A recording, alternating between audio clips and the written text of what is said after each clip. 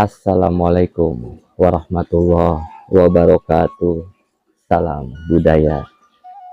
Jumpa lagi para sedulurku semuanya di seluruh Nusantara di dalam channel Saumas 81, channel yang menceritakan tentang sejarah-sejarah para leluhur-leluhur kita, orang tua kita yang soleh dan solehah, dan juga amanah serta spiritual yang saya jalani secara pribadi.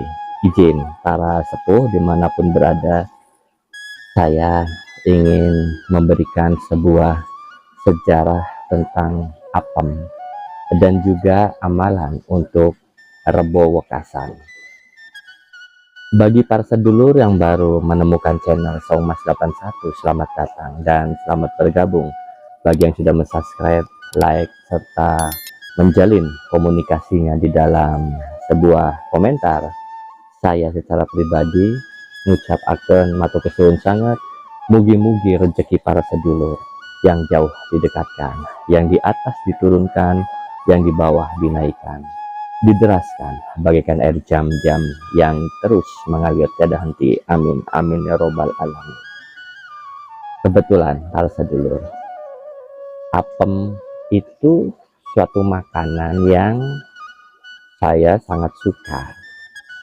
Selain gurih dan juga ada manisnya, karena kebetulan dari kincanya itu sendiri rasanya sudah pasti manis. Selain murah, satu tepak isinya 5 buah sudah bercampur dengan kincanya, dicocol, enak para sedulur. Maka para sedulur yang di luar dari kota Cirebon, jika mampir kebetulan di bulan Safar ini ke kota Cirebon, beli apem kinca, enak sekali para sedulur. Kenapa di setiap bulan Safar orang Cirebon ramai-ramai membuat kue apem kinca? Ngapem sudah ada sejak zaman masa Sunan Gunung Jati pada abad ke-15 sampai dengan ke-16, saat menyebarkan ajarannya Kanjeng Nabi Muhammad SAW.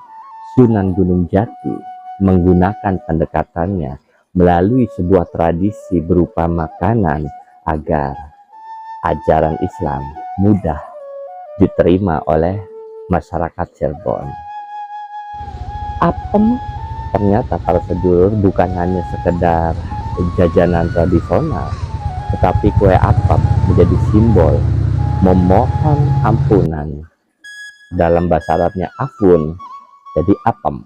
Afun diucapkan oleh wong Jawa jadi apem.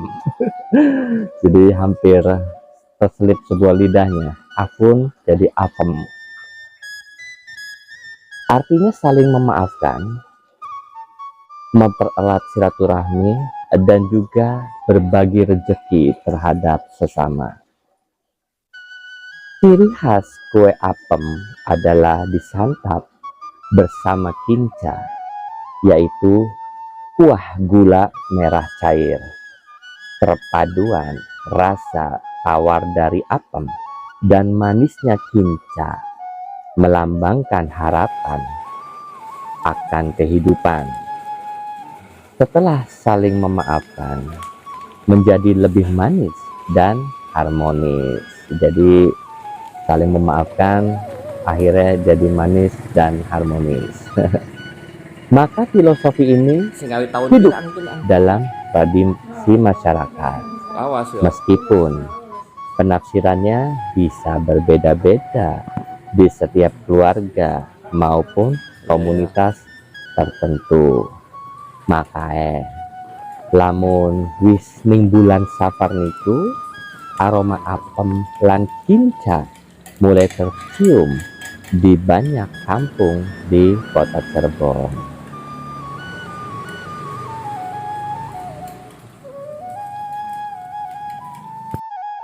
Setelah bersedekah, berbagi melalui apem ini, maka mulai jatuhnya hari Rebo Wekasan.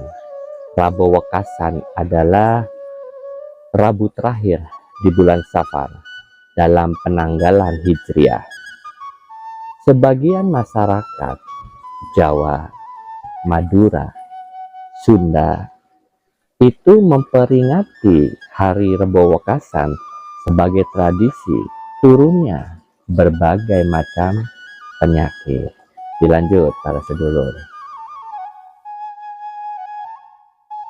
Sebagian ulama ahli makrifat menyatakan bahwa Allah Subhanahu wa Ta'ala dalam setiap tahunnya menurunkan 320.000 cobaan atau kesialan.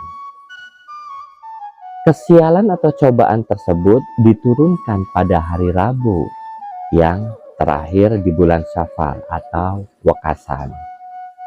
Barang siapa, di sini tertulis dalam sebuah kitab, barang siapa yang mau menjalankan ibadah sholat tolak bala, maka insya Allah dia akan diselamatkan dari banyak kesialan atau cobaan selama 1 tahun ke depan. Amin ya robbal alamin. Lalu Kang, tata caranya seperti apa? Yang saya lakukan secara pribadi sebelum melakukan sholat sunnah tolak bala, saya mandi dulu seperti biasa para sedulur. Mandi agar apa? Selain bersih, juga pasti lagi lebih wangi dan menjadi segar untuk melakukan sholat sunnah tersebut. Mandinya dengan niatnya adalah nawaitu haguslan lidofil balai lillahi ta'ala. Diulang ya, nawaitu hagusla lidofil balai lillahi ta'ala, yang artinya niat ingsun, niat saya mandi untuk tolak bala karena Allah subhanahu wa ta'ala. Lalu setelah mandi, para sedulur siap-siap untuk melakukan sholat sunnah 4 rakaat 1 kali salam. Dalam melakukan ini para sedulur, sholat sunnah seperti biasa. Yang membedakannya itu adalah di dalam rakaat pertama setelah Al-Fatihah, para sedulur membaca surat Al-Kautsar. Berapa banyak? Sebanyak 17 kali. Inna a'toina Al-Kautsar, dan selanjutnya diulang sebanyak 17 kali dalam 1 rakaat yang pertama. Lalu di rakaat yang kedua, setelah membaca surat Al-Fatihah, membaca surat Al-Ikhlas, Qul huwallahu ahad, dan selanjutnya sebanyak 5 kali. Lalu pada rakaat ketiga, para sedulur setelah membaca surat Al-Fatihah, membaca surat Al-Falaq sebanyak 1 kali. Lalu pada rakaat keempat, setelah membaca surat Al-Fatihah, para sedulur membaca surat An-Nas sebanyak 1 kali. Lalu setelah selesai, para sedulur berdoa. Ada memang khusus doanya untuk tolak bala, tapi saya pribadi memakai bahasa yang saya mengerti, yaitu bahasa Indonesia, atau mau pakai bahasa Jawa, atau kalau sedulur orang Sunda nggak pakai bahasa Sunda. Jadi makna, maksud, dan tujuan dalam doa tersebut kitanya paham gitu loh. Kitanya paham meminta kepada Tuhan agar untuk 1 tahun ke depan diberikan kelancaran atau apapun itulah maksud dan tujuan dari sedulur. Paham ya di sini ya para sedulur. Doanya kalau saya pribadi memakai bahasa yang saya mengerti. Jadi tidak harus berbahasa Arab, harus seperti ini, mutlaknya seperti ini, harus gini, enggak. Kalau saya pribadi memakai bahasa Indonesia. Jadi saya sendiri mengerti akan doa saya. Kalau kita berdoa tidak mengerti apa yang kita ucapkan, kayaknya kurang afdol. Seperti itu para sedulur. Jadi kurang lebihnya tata caranya, oh iya para sedulur, niatnya.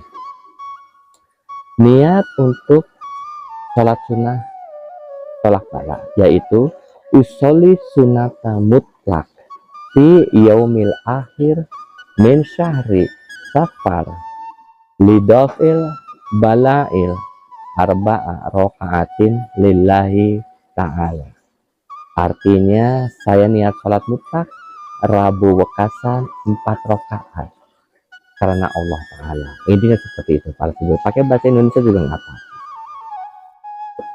Itu ya, paham ya. Jadi mudah-mudahan pertemuan kita saat ini bermanfaat buat diri saya secara pribadi dan juga buat para sedulur dimanapun berada. Itulah pamit para sedulur, mohon ampura jika anak kekurangan lan tutur kata kang kurang pas di hati para sedulur, kula mohon ampura. Assalamualaikum warahmatullahi wabarakatuh. Salam budaya.